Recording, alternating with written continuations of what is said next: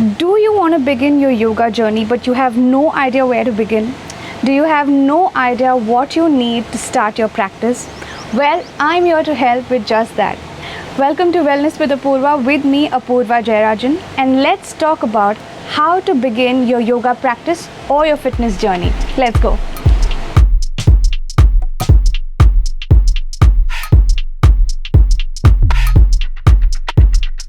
Before we get to the juice, don't forget to subscribe to my channel if you're new here and hit the bell icon so that you can be notified when I drop more videos. Alright, so have you ever thought that you need to be flexible before beginning your practice? Have you ever thought that yoga is all about fancy asanas or flying or balancing on your head, etc., etc.? Does this sentence sound familiar to you? But I'm not sure that yoga is for me, yaar. I'm all about hitting the gym and building muscles, yada yada.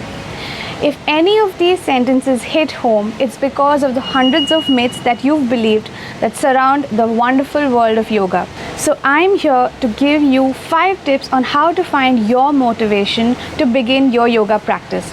First up, let's talk about the tools you need to start your yoga practice. So you may need a pen and paper for this, and go get your pen and paper and supplies. I'm going to wait right here.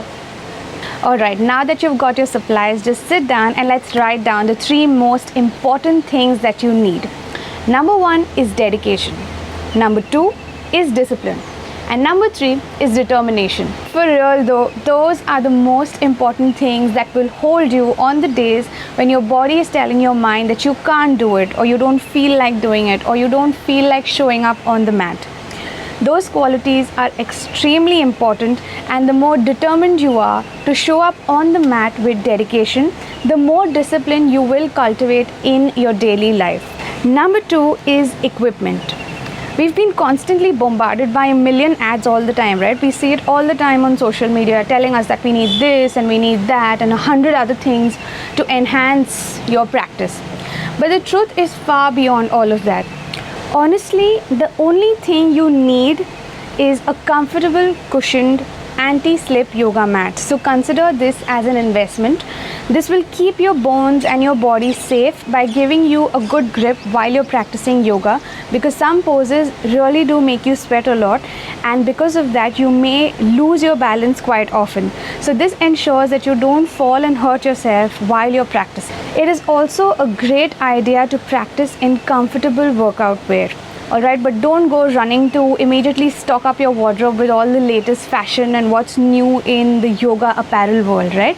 So we just start with whatever we already have. Start with 4 to 5 comfortable t-shirts, 2 to 3 sweatpants or yoga pants, whatever you feel most comfortable in. Good quality stretchy cotton shorts if you're comfortable in it, and very good quality sports bras. I have a sports bra video that you can check out right here, and I have spoken about the most important aspects to keep in mind while investing in sports bras. So you can go and check that out. Those are more than enough to begin your practice with. So always remember that you hardly need anything to begin your yoga practice. Always remember that you just need your yoga mat and yourself to actually begin your practice. Another great addition are props. They really help to enhance your practice because they give you some sort of stability and they help to keep you comfortable in a posture. So consider investing in good quality yoga blocks. Some of them come in foam, some of them come in cork, some of them are wooden blocks, so you can check that out as well. Also, yoga straps. If you don't have a yoga strap, you can use a dupatta or a long fabric or something like that that has a good amount of tension in it. You can also get hold of a chair or a wooden stool. These are very helpful for poses depending on the style that you're practicing. Also a bolster, cushion and a thick blanket which are easily available at home, right? Apart from that, a yoga wheel also helps ease into some poses better. So these are the props that you can consider investing in once you begin to dive further into your practice.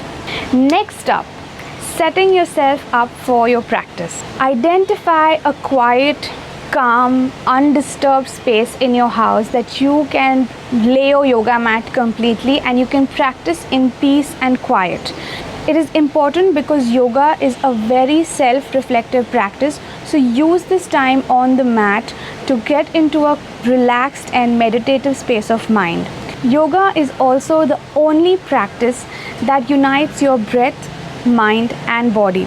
So a good idea would be to begin with some breathing exercises and some deep breathing to bring awareness to yourself. Also followed by a light stretching and asana practice to make the limbs a little loose and get rid of stiffness in the body. And then you end your practice with a shavasana and a meditation to carry out that sense of calm throughout the day. Now some people prefer to listen to light music or sounds of nature or relaxing music while they are practicing, but I prefer to practice in silence. I feel that I'm less distracted and in finding like the perfect playlist to help me during that day or the perfect song, and I feel it is much more easier to become aware of where my mind and body is. I can listen to my breath a lot more easily, and I also find that I am a lot more calm and relaxed when I practice in silence. So these are just a few of the factors that you have to consider before setting yourself up to practice. Number 4 is understanding the practice. Now there's so many people on the planet, right? There's billions of us, and just like that, yoga for every single person looks different and feels different. So there's Hatha Yoga practice, a very gentle sort of practice that is perfect for beginners because it's more at a slow paced static practice that you can consider. Secondly, there's Ashtanga Yoga that is very challenging. So those move with non-stop asana to asana with a specific breathing technique. So once you get more comfortable with a static practice, you can consider moving to a more advanced practice like Ashtanga Vinyasa practice. Then there's also Iyengar Yoga that employs a lot of props with slower movements and detail orientation to it.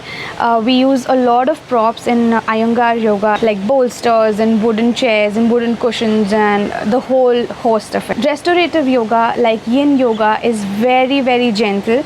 So it's done on the floor basically with props as well. So mostly the props are a bolster or a thick blanket, and the practice is very, very beneficial for anyone suffering from stress, anxiety or the effects caused on the body. So restorative yoga caters to your mind, body and spirit all the same. My suggestion would be to first go with whatever is best for you. So if you're looking for really seriously sweating it off, consider that before you land on a practice, right? If you're looking to include yoga in your already existing fitness routine, so if you have already a fitness routine set for yourself, but you're trying to include yoga in your practice, you can try out static stretching. So Hatha Yoga would be perfect for you. So a simple Google search will help you to get all the information that you're looking for. Just be mindful of the kind of practice and how it enhances your current fitness lifestyle. Number 5, where should you begin? Now, I found out one amazing strategy that really helped for me before I began my practice while I was just starting out, right? So this is called the 10-10 routine. I would like to call it the 10-10 routine. What does that mean? I would say 10 minutes for 10 poses or 10 breaths.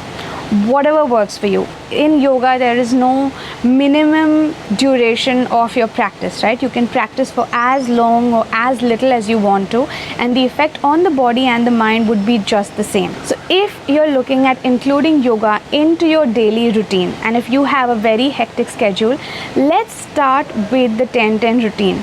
At least try to commit 10 minutes of your day to begin this practice. And once you get more comfortable with it, you can slowly start extending the duration. So 5 minutes every week, right? So spare 10 minutes in your day and just do some light basic Surya Namaskars and then some gentle stretching, whatever works for you. All right. Or if you're not feeling like, if your body does not feel like doing so much of a practice, at least begin with pranayam for 10 minutes. right? Always learn to listen and honor your body. Listening to your body, I think, is the most rewarding practice that you can do, because there's nothing more intelligent than your body, and it will show you the way. So once you begin to start your practice for 10 minutes and you stick to it for at least a week, you can gradually begin to increase it by 5 minutes every week.